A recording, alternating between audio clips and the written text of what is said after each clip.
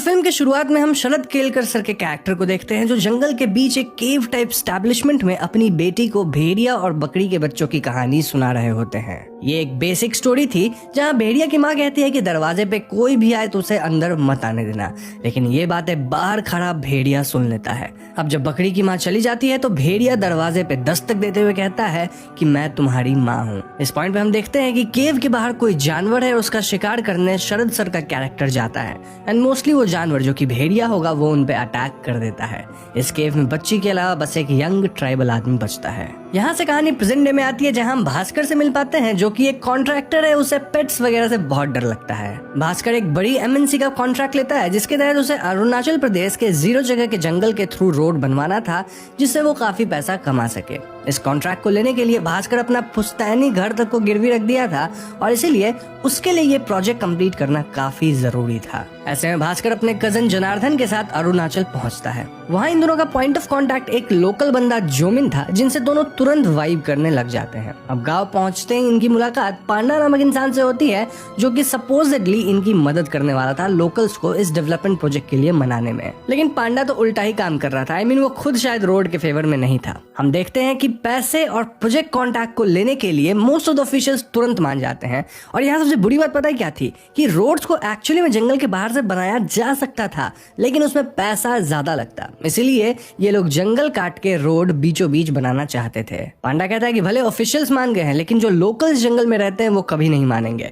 और यहाँ हम अगेन फील कर पाते हैं कि पांडा काइंड ऑफ लोकल्स के ही सपोर्ट में है, बस नाम मात्र वो भास्कर की मदद कर रहा था। एनीवेज उस रात घर वापस जाते वक्त इनकी कार एक जगह टक्कर खाती है और वहाँ भास्कर के पीछे एक भेड़िया पड़ जाता है। भास्कर इस भेड़िए से बचने के लिए पेड़ पे चढ़ता है लेकिन ये भेड़िया भास्कर को पिछवाड़े पे काट लेता है। ऐसे में जना और जो भास्कर को वेटरनरी डॉक्टर अनिका के पास ले जाते हैं क्योंकि नॉर्मल डॉक्टर के पास ले जाने से बात गाँव में फैल जाती एंड देन रूमर्स होता एंड कहीं ना कहीं इनका प्रोजेक्ट रुक सकता था। अनिका पेन किलर का इंजेक्शन भास्कर को दे देती है और अगले दिन हम देखते हैं कि भास्कर मस्त फिट हो गया था। उसका घाव भर गया था, उसे कोई दर्द भी नहीं था, उसकी बॉडी बन गई थी। इनफैक्ट अब तो उसके सेंसेस काफी स्ट्रांग हो गए थे। लाइक वो दूर तक सुन और सूंघ पा रहा था, साथ ही वो जानवरों से बात भी कर पा रहा था। उसे बदबूदार मरे जानवर के शरीर से खुशबू आने लगी थी और खुशबूदार चीजों से बदबू। एनीवेज भास्कर जो और जना लोकल से बात करने जाते हैं लेकिन लोकल एल्डर लोग इस कंस्ट्रक्शन प्रोजेक्ट के साफ खिलाफ थे। पांडा भी इनकी कोई खास मदद कर नहीं रहा था और ऐसे में भास्कर जो और जना लोकल यंगस्टर्स से मिलकर उन्हें समझाते हैं कि रोड बनने से यहाँ मॉल्स आएंगे, स्टारबक्स आएगा, शोरूम्स आएगा एंड ऐसे ही सबकी तरक्की होगी।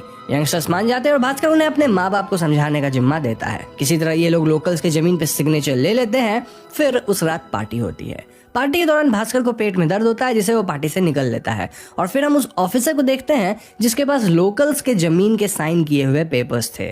ऑफिसर पे एक भेड़िया अटैक कर देता है जिसमें उसकी मौत हो जाती है और सारे पेपर्स पानी में बह जाते हैं। अगले दिन पुलिस को उसका लाश मिलता है और उन्हें जंगल में भास्कर का फटा हुआ जैकेट भी मिला था, लेकिन भास्कर झूठ कह देता है कि वो जैकेट तो उसने ऑफिसर को दिया था। यहाँ पांडा का कहना था कि उसने एक इच्छाधारी भेड़िया को देखा है जो कि इंसान से भेड़िया बना और फिर वो ऑफिसर को मारा, लेकिन कोई उसकी बात को मानते ही नहीं।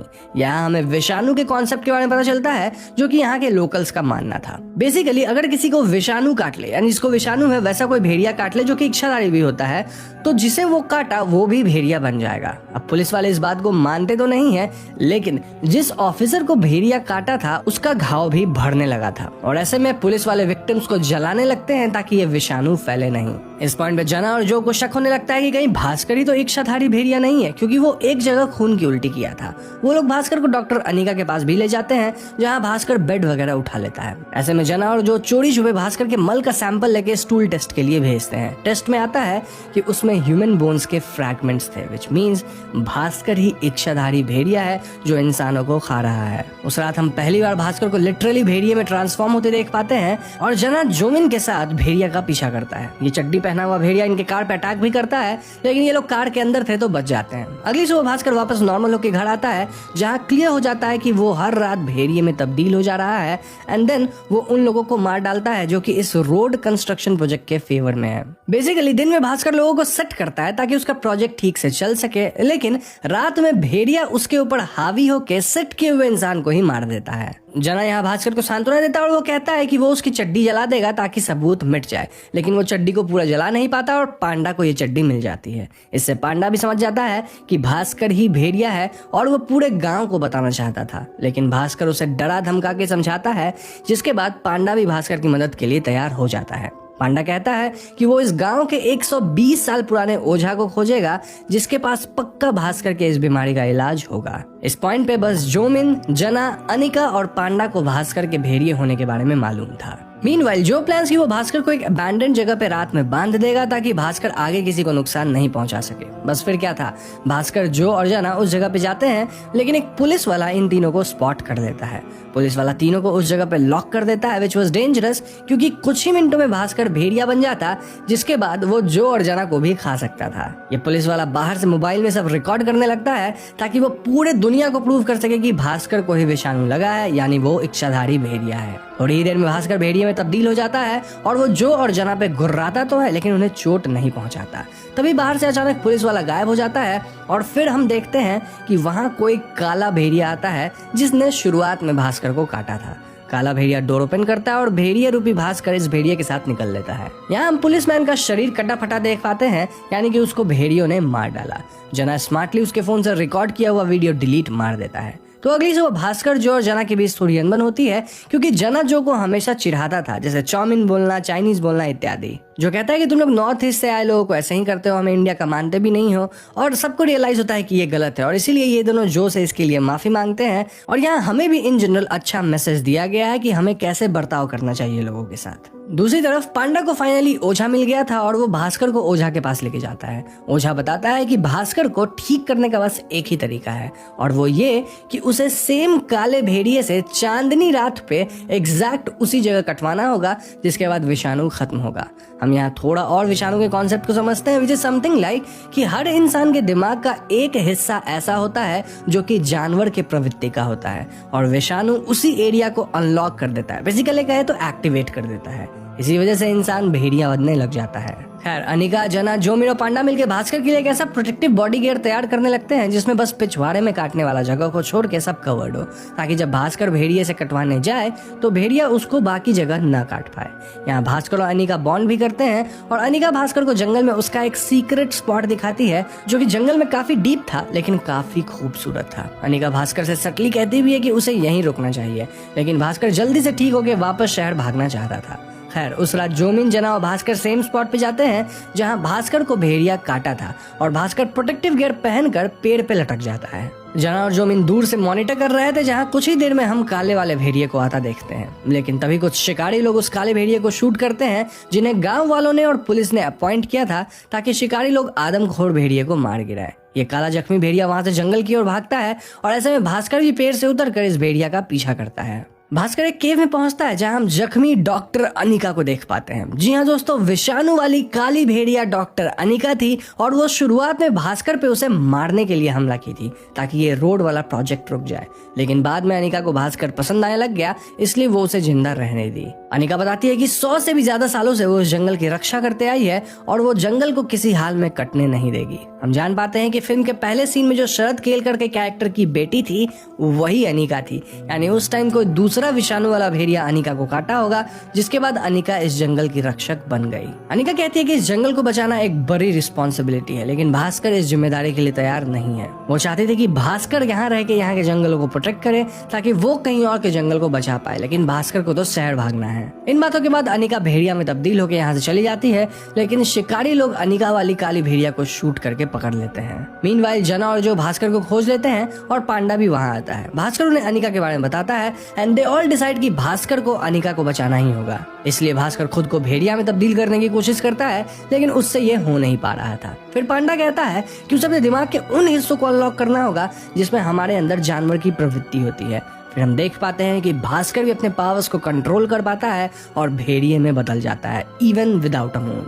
दूसरी तरफ शिकारी लोग पुलिस के साथ मिलकर अनिका को एक पिंजरे में रखे थे और पूरे गांव के सामने उसे जिंदा जलाने वाले थे, लेकिन तभी भास्कर वाला भेड़िया आता है और सब पे अटैक करता है। लड़ाई के दौरान भेड़िया के पैर लॉग्स में अटक जाते हैं, लेकिन तभी अनिका वाली भेड़िया पीछे से आती है जिसे पिंजरे से आजाद ओझा ने कर दिया था। ये दोनों मिलकर पुलिस और शिकारी से लड़ते हैं, लेकिन फिर ओझा इनके सामने झुक के इन्हें रिस्पेक्ट देता है, जिससे दोनों शांत हो जाते हैं। दोनों भेड़िया यहाँ से जंगल में अनिका के उस फेवरेट स्पॉट पे जाते हैं जहाँ अनिका वाली भेड़िया अपने इंजरीज की वजह से पहाड़ से नीचे गिर जाती है, डिपिक्टिंग कि वो मारी गई। लेकिन उससे पहले हम भास्कर वाले भेड़िया के आंख को लाल होते देखते हैं, यानी कि वो है अब यहाँ के जंगलों का रक्षक, यानी विषाणु। इसके बाद हमें कुछ महीनों बाद का दृश्य दिखाया जाता है जहाँ भास्कर अब जंगल के बाहर से रोड बनवाएगा, ना कि जंगल काट के। यहीं पे भेड़िया फिल्म खत्म हो जाती है। अब मिड क्रेडिट सीन में हम देखते हैं कि जना एक कमरे में भास्कर को बांध रहा था क्योंकि वो भेड़िए में तब्दील होने वाला था, लेकिन तभी कोई घर का दरवाजा नॉक करता है। दरवाजा खोलने पे हम वहाँ स्त्री फिल्म से विक्की और बिट्टू को देख पाते हैं, विच मीन्स ये जना वही है जिसे हमने स्त्री में देखा था। दरअसल अगर आपको याद हो तो स्त्री फिल्म में जना काइंड ऑफ पजेस्ड हो गया था, जहाँ वो लोगों को एकदम मारने पीटने लग जाता था। तो इसी दौड़े की वजह से जना की मम्मी उसको गाँव से दूर भेज दी थी और विक्की बिट्टू का नंबर भी उससे ब्लॉक करवा दी थी ताकि ये लोग इससे कॉन्टैक्ट में नहीं रहे। पर विक्की और बिट्टू कैसे भी जना को खोज लिए हैं, क्योंकि जना ही स्त्री को ढूंढ सकता है, क्योंकि कहीं न कहीं उनका कुछ तो कनेक्शन है आफ्टर पोजेशन। तभी विक्की और बिट्टू को कुछ आवाज सुनाई देती है जहाँ घर में इन्हें भेड़िया दिखता है विच जम्प्स ऑन देम। यहीं पे मिड क्रेडिट सीन खत्म हो जाती है। अब पोस्ट क्रेडिट में ठुमकेश्वरी गाना है जहाँ श्रद्धा कपूर को हम देख पाते हैं, जो कि अगर आपको याद हो तो वो स्त्री का चोटी लेकर उसके पावर्स को हथिया ली थी, यानी हम कह सकते हैं कि नई स्त्री वही है। यहीं पे फाइनली फिल्म खत्म होती है। तो दोस्तों ये थी भेड़िया फिल्म की कहानी और यहाँ हमारे मन में 2-3 सवाल है। पहला ये कि क्या सचमुच अनिका मारी गई? वेल आई पर्सनली बिलीव कि अनिका नहीं मरी है, बल्कि वो भास्कर से जानबूझकर दूर गई है ताकि वो दूसरे जंगल को प्रोटेक्ट कर सके। वो खुद फिल्म के क्लाइमैक्स से पहले ऐसा बोली थी और अगर आपने ध्यान दिया हो तो विषाणु के घाव यूं ही भर जाते थे, तो मोस्टली अनिका का भी घाव भर जाएगा। अब इसका उल्टा भी हो सकता है, लेकिन आई बिलीव कि वो जिंदा ही है। नाउ मिड क्रेडिट सीन में फिल्म को स्त्री से अच्छा लिंक किया गया है, ऑल्दो यहाँ मैं रूही का इस यूनिवर्स में होना समझ नहीं पा रहा।